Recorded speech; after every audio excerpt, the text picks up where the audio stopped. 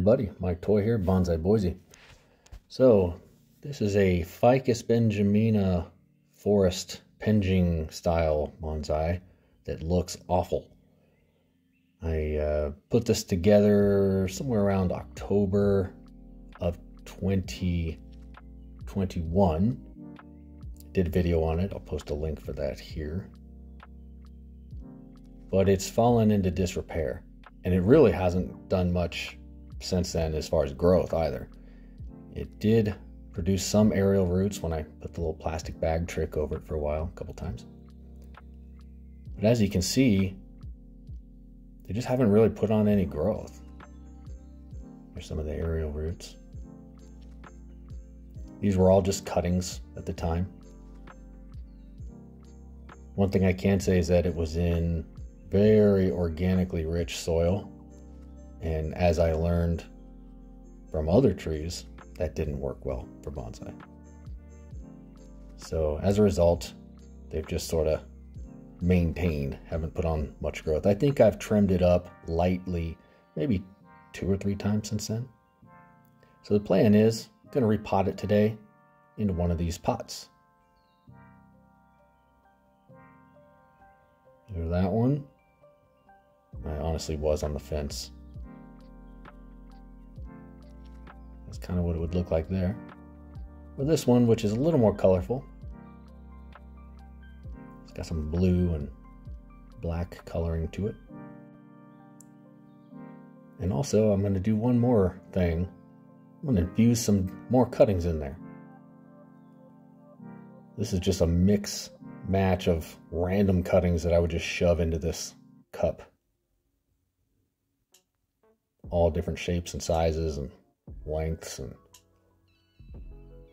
but the overall goal, or the long-term goal I should say, is to make this look like a Penjing style bonsai, meaning kind of a shared canopy with individual trunks and some aerial roots, and kind of messier looking than a typical forest. Ta-da! Going with this one. Going with old blue.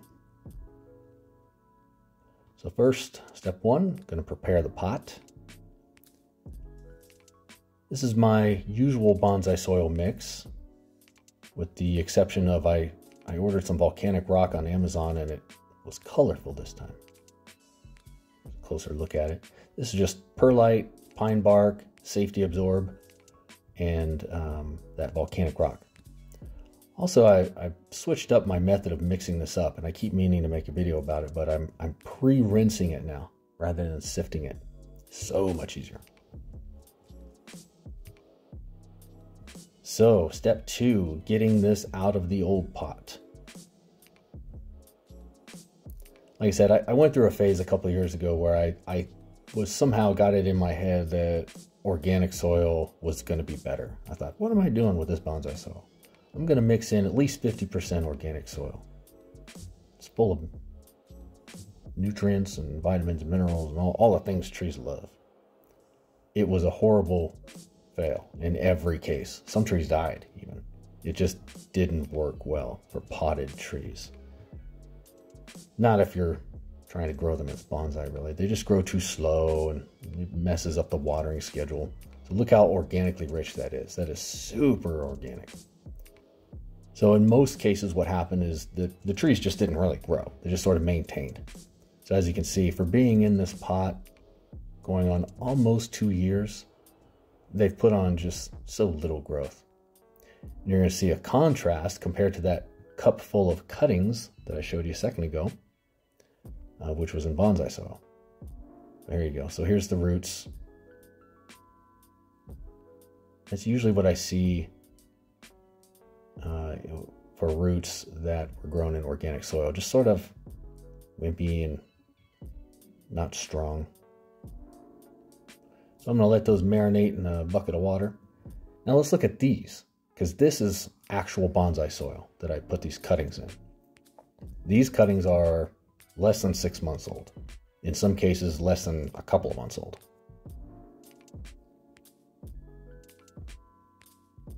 So wait till you see the difference here. Even this had a little bit of organic soil. Can't remember why. but it was mostly bonsai soil. So these look much better. The growth is a lot more vigorous, and they're just healthier. Better roots. The leaves look healthier. So if that's not a perfect example of why we use bonsai soil rather than organic soil, then I don't know what is. So you can see that's just very gritty. Has much better drainage. So, got my pot prepared. Got my bucket full of cuttings. Time to get to work. So the last time that I put this together on that last pot, I built kind of a frame for these trees because putting them together and getting them to stay in one place is super tough. This time I decided to torture myself even more and not use a frame. I'm going to go with a kind of a rock method where I sort of get them in rough position and then I put some rocks in there temporarily to hold them up, and then, yeah, you'll see. I'm not explaining it that well.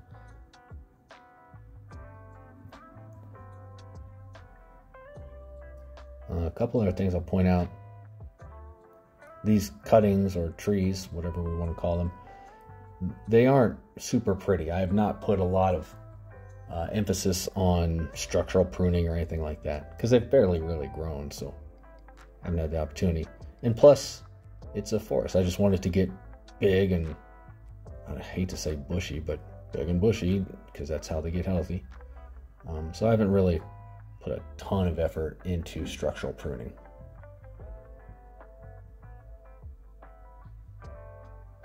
Nor am I putting a ton of effort right now into where I'm placing them. I'm putting a little bit of just kind of common sense, but I don't have a detailed plan on where I'm placing these. I'm just sort of going with the flow. But overall, I kind of want the shape to be not so much a rainbow shape, but more like a little higher on one side than the other, put it that way. That's what I'm hoping for.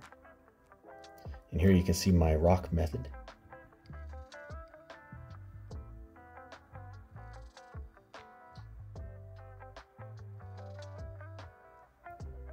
But here in a moment, disaster strikes in terms of filming. So I'm going at it and I'm getting things placed and putting more and more trees in there. You'll see me really start to mangle this operation here. Dropping one here, moving something around there. You can see that one's about to fall. Getting soil in there without knocking everything over, that's sort of a challenge. Forest groupings in a weird way are kind of harder when you're working with cuttings. Now if they have big root systems, no problem. They sort of stay in shape better. But working with cuttings with very few roots, hard.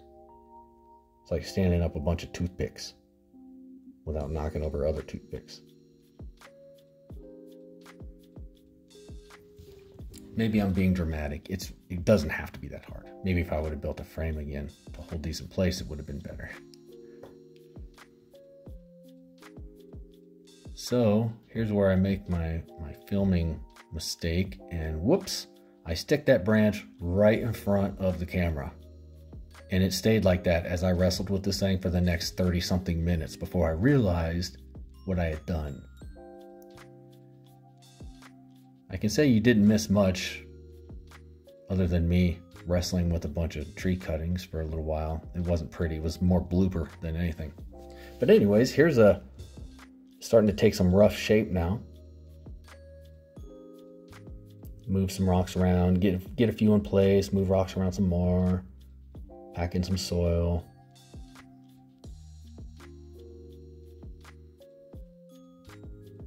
Work on this side, work on that side.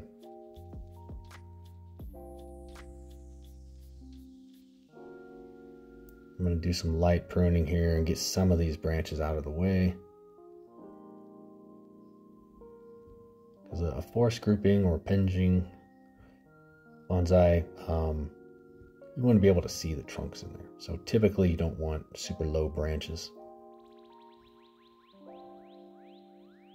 Now over the next, let's say 6 months or a year, as I let this thing grow, I'm just going to let it grow wild. I probably won't trim it much, depending on its growth.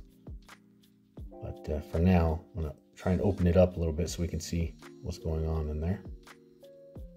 And you see how it's a little higher on one side than the other, on the left side. So I want to kind of work with that and have it gently slope down to the right. So I'm taking these branches back some.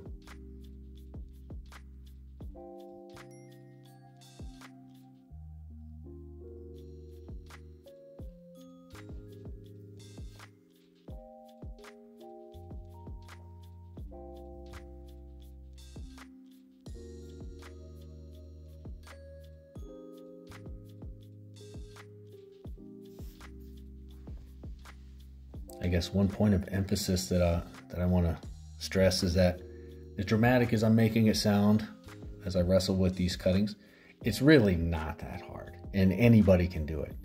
You can go and pick up a Ficus Benjamina at just about any store that sells plants for probably 10 or 15 bucks and take cuttings from it. Do that a few times if you have to, and then do this.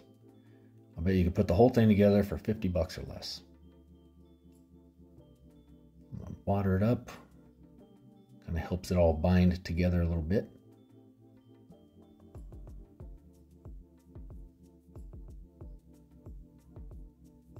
At one point I take a break and I just kind of look at it for a while.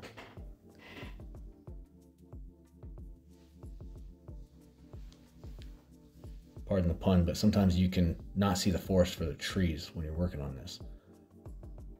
You get to working on it and you think you're pretty familiar with what you're doing, and then you leave and you come back after an hour or the next day and you look at it and you're like, gosh, I should have trimmed this, I should have moved this over here.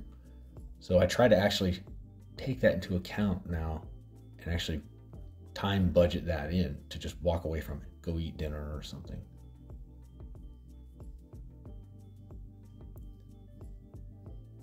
So it looks, it's still in rough shape. It still looks a little ragged and kind of furry, I'd call it, but it looks better than it did. The way it looked before I did all this work to it, it was in such a sorry shape. I mean, trees were falling over. It just sort of had this big bald spot in the middle. So it's already looking better. And it looks better too now that it's fuller, now that I added that cup full of cuttings in there. It looks more dense, like an actual forest.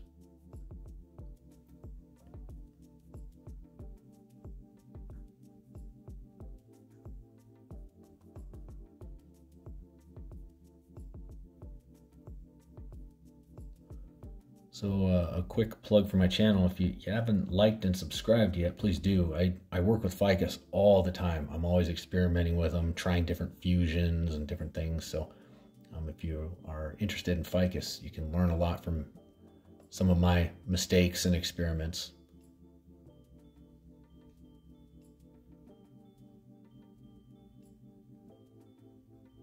So here's the semi-finished product. I will say that the next day, even after I was done filming and everything, I did a little bit of refinement work and cleaned up some of the little nubs that were left over. And I added a few more rocks in there just for stability, but it didn't really change the character of it much. So this is more or less its finished state. So I thank you for watching. Like I said, please like and subscribe. Go back and look at the origins of this from a year